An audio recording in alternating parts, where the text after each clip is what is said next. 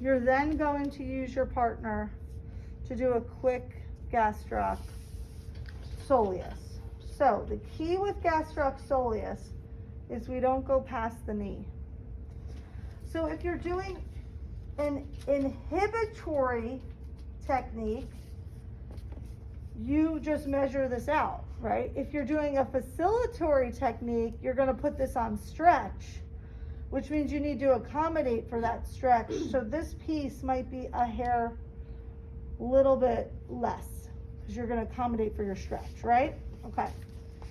Then we're going to take another piece, and that's going to be for your Gastroc.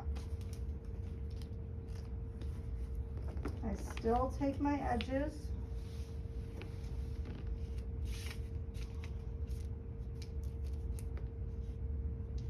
Put that little piece away. I usually do a light spray for Kinesio tape because I'm keeping it on usually between 3 and 5 days.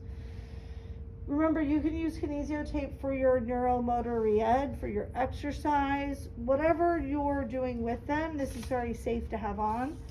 And so you could do all your therapy once you've done all your manual therapy, as long as the skin now is clean, dry, and if you use massage oil or any deep prep or whatever, you have to go in here, soak this down, really dry it out so it'll stick, okay? If they put lotion on that morning, you need to wipe the skin very dry so that that won't be, this will roll off very, very quickly. So just what I'm gonna have Caitlin do is give me some active dorsiflexion. Yep, so we put all that on stretch. We're gonna come right up soleus first. Now again, if soleus isn't the problem, you wouldn't need to tape soleus, but generally, when Gastroc heads or soleus get involved, like they're working together, right? Because they blend into the same tendon. So I generally will support both whenever there's an issue back here, okay? So what we do is we go just beyond, kind of onto the calcaneus, and we're gonna do a really easy taper off. Okay, so you know soleus is deep to there. Now that light spray that I would have put on is gonna really help this stay, especially in these little angles. Give it a nice little rub. There's my eye strip. My Y strip,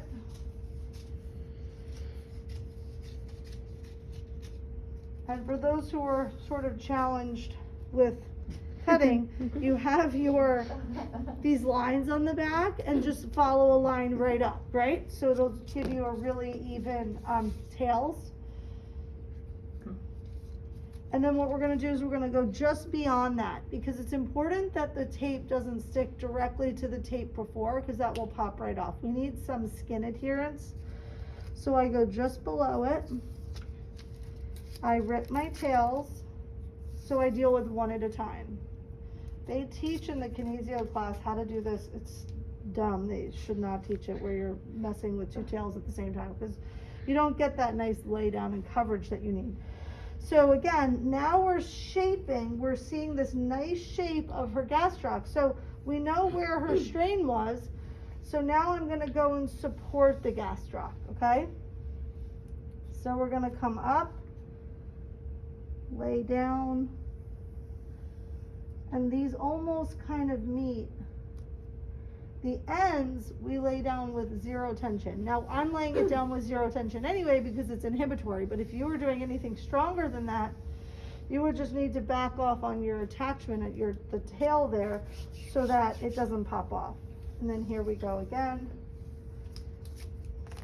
We're kind of envisioning this really nice shape of her gastroc, and then there we go. So again, you could have come a smidge higher, but you really need to be careful with the back of the knee because as soon as they go to bend, whatever their sport is, they might feel like it's rolling and it's gonna roll if it's too high up here. Even though we know attachments go here, and I always tell you to follow the line of the muscle, if we really go past the knee on this one, it's gonna roll down, okay? So we give it a nice little rub again, and then we're ready to go, okay? Now, if this is a much bigger leg, what I could have done was taken one wider piece and one wider piece. So again, the surface area, if this is a kid, I could have even taken a third of my tail. Okay, so you really get to decide based on the size of your athlete what you need out of the tape. Okay.